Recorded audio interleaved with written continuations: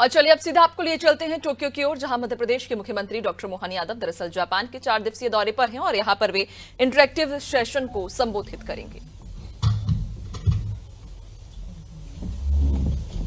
आज के इस बहुत ही अच्छे आत्मीयता भरे व्यावसायिक संबंधों के साथ नए युग में प्रवेश करने वाले प्रेम, स्नेह और आनंद की धरती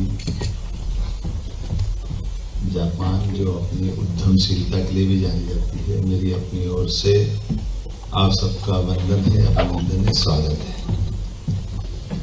इस मंच के सामने विराजमान सीबी जॉर्ज, टोक्यो भारत के राजदूत, आर मधुसूदन जी, मिशन के उप प्रमुख, सुश्री देवजानी चक्रवर्ती,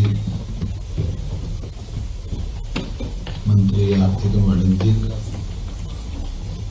सुश्री मायुमी मुरायामा, कार्यकारी उपाध्यक्ष, जापान एक्सटर्नल ट्रेड ऑर्गेनाइजेशन, करुण बंसल जी, काउंसलर वाणिज्य, मेरे साथ मध्य प्रदेश से आए हुए SES राजौरा जी, PS राघवेंद्र सिंह जी, सुदाम खाड़े जी, विष्णु जाजू जी, आनंद जी, नांगड़। मुझे लगता है अनुवाद की जरूरत तो नहीं पड़ेगी, जब पड़ेगी है ना, सभी का है। टोक्यो की धरती पर इस सत्र में मध्य प्रदेश की ओर से मैं लगभग 9 करोड़ जनता की ओर से आपका स्वागत करता हूं, अभिनंदन करता हूं। इस खास करके निवेशकों, उद्यमियों से, विभिन्न औद्योगिक घरानों से संबंध रखने वाले सभी मित्रों के बीच मैं अपने आप को भी धन्य मानता हूं, आपका स्वागत करता हूं। आदरणीय यशस्वी प्रधानमंत्री श्रीमान नरेंद्र मोदी के नेतृत्व में जिस प्रकार से भारत दुनिया के सामने एक नई आर्थिक भविष्य की ताकत की तरफ बढ़ रहा है, जो न केवल अपने सभी प्रकार के संसाधनों के साथ बल्कि विश्व बंधुत्व की भावना के आधार पर आगे बढ़ रहा है, जिसमें हजारों साल से गौतम बुद्ध की परंपरा से जापान भी जुड़ा हुआ है। और हम बुद्ध की धरती से ही आते हैं, जिसका सदैव अतीत के काल से जापान से एक विशेष संबंध भी। मैं आज के इस पूरे आयोजन में भारत के हमारे यहाँ प्रतिनिधि जापान में राजदूत के रूप में काम संभाल रहे हैं श्री सीबी जॉर्ज का आभार मानता हूँ, जिन्होंने इंडस्ट्री से जुड़े हुए सभी प्रकार के व्यावसायिक घरानों के लोगों को जोड़ने के लिए अपनी महती भूमिका अदा की है। जापान का प्राचीन काल से आधुनिक काल तक बहुत समृद्ध इतिहास है। मैं विनाशकारी भूकंपों, प्राकृतिक आपदाओं से उभरते हुए जापान की उस उद्यमशीलता को भी नमन करता हूँ और बधाई देता हूँ, जिसके कारण से जापान दुनिया के सामने फिर एक अलग पहचान बना के खड़ा है। जापान से हमारे अतीत के काल के संबंध तो है ही, लेकिन जापान आज बढ़ते समय में एक विशिष्ट अपनी जीवन शैली और औद्योगिक श्रेणी के साथ आर्थिक युग की संपन्नता के स्थान पाने वाला स्थान जापान भी है। लेकिन जापान से मध्य प्रदेश के संबंध भी अब आज की इस व्यावसायिक दृष्टि से बहुत अलग प्रकार से जुड़े हैं।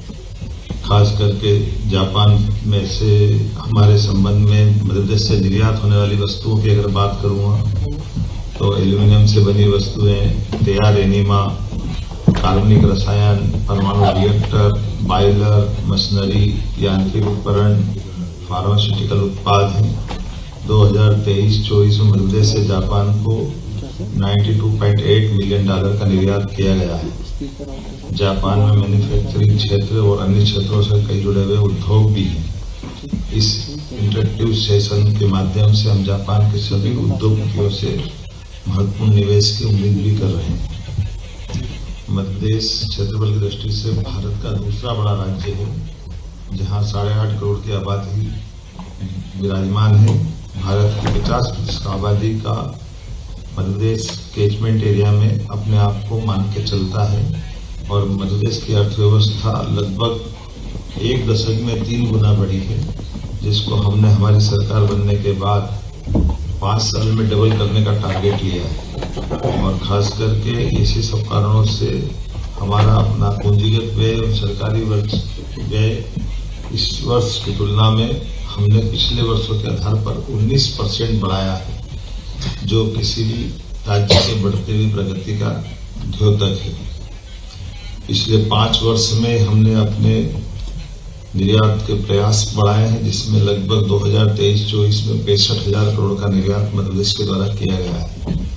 औद्योगिक संभावनाओं की सभी बातों पे मेरे काबिल अफसरों ने अपनी विस्तार से बात कही है, जैसे एनर्जी सेक्टर में, माइनिंग सेक्टर में, एजुकेशन सेक्टर में, हमारे एमएसएमई और हेवी इंडस्ट्री सेक्टर में, सभी क्षेत्रों में समान रूप से हमारी कई सारी पॉलिसियां भी हम बदल रहे हैं और काफी अनुकूल पॉलिसी बना रहे हैं, जिसके आधार पर देश भर में तो अनुकूल माहौल बना ही है, विश्व में भी मध्य प्रदेश के प्रति लोगों की रुचि बढ़ी है।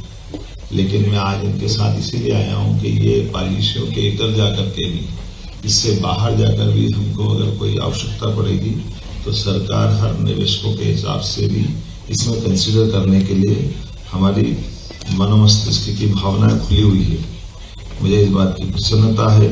Food parks, IT parks, spice parks, plastic parks, medical device park, solar equipment park, footwear park, EV park, pharma park, textile park, garments unit इत्यादि, सेमीकंडक्टर पार्क, सभी क्षेत्रों में समान रूप से मध्य प्रदेश में संभावना बनी है। हमारी विशेष नीतियां खासकर गारमेंट, लॉजिस्टिक, ईवी, खाद्य प्रसंस्करण, ethanol, IT, pharma, medical device में बड़े सेक्टरों को, बड़े निवेशकों को आकर्षित कर रही है।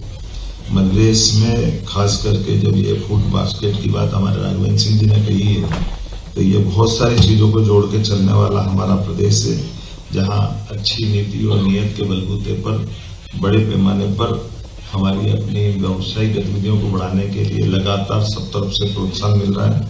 और जब यहाँ आकर के मैं जापान के निवेश और उद्योगपतियों से चर्चा कर रहा हूँ, तो मैं ये बात को पुनः दोहराना चाहूंगा जो अभी हमारे अफसरों ने बताई है। ग्लोबल इन्वेस्टर समिट के माध्यम से यशस्वी प्रधानमंत्री 24 फरवरी को खास तौर पे भोपाल में आने वाले हैं।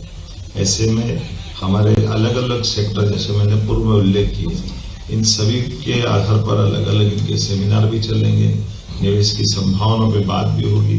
तो जापान में बड़े पैमाने पर हमारे से जुड़ने की संभावना भी है। और खासकर एक और सेक्टर छूटता है जिसपे हम और आप बात कर सकते हैं, वो हमारा स्किल डेवलपमेंट का, जिसके माध्यम से हमारे यहाँ बड़ी संभावना है।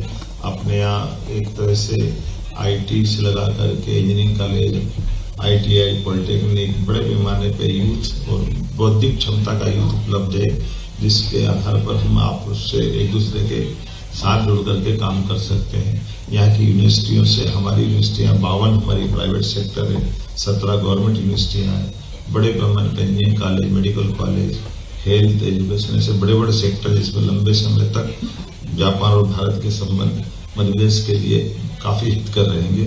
आज के इस अवसर पर निवेश के लिए उपलब्ध सभी बुनियादी सुविधाओं को लेकर के विस्तार से यहाँ बातें हुई है। मैं उम्मीद करूंगा आप और हम मिलकर के निश्चित रूप से आगे बढ़ेंगे। इस भविष्य की संभावनाओं के इस विश्वास के आधार पर मैं पुनः आप सबका वंदन करता हूँ, अभिनंदन करता हूँ। बहुत बहुत धन्यवाद। For your valuable insights and address to our participants.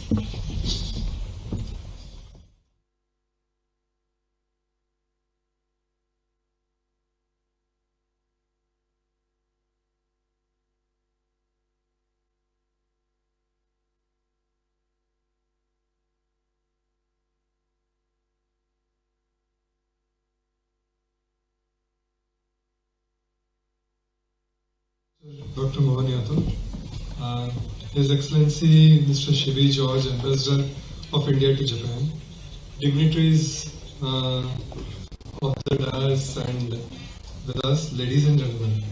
Good evening to all of you. On behalf of Confederation of Indian Industry and the Government of Madhya Pradesh, I would like to extend heartfelt gratitude to all of you for gracing this significant event with your presence. Today's program aimed to position from promoting investment in Madhya Pradesh and inviting you to the Global Investor Summit on the 24th and 25th of February 2025 in Bhopal is a testament to strong and enduring relationship between India and Japan. It's a platform to showcase Madhya Pradesh's immense potential as a hub for business, innovation and sustainable development. This event would have not been possible without the unparalleled support and collaboration of key partners. I would like to give a special gratitude to the Embassy of India in Japan, whose leadership and support have been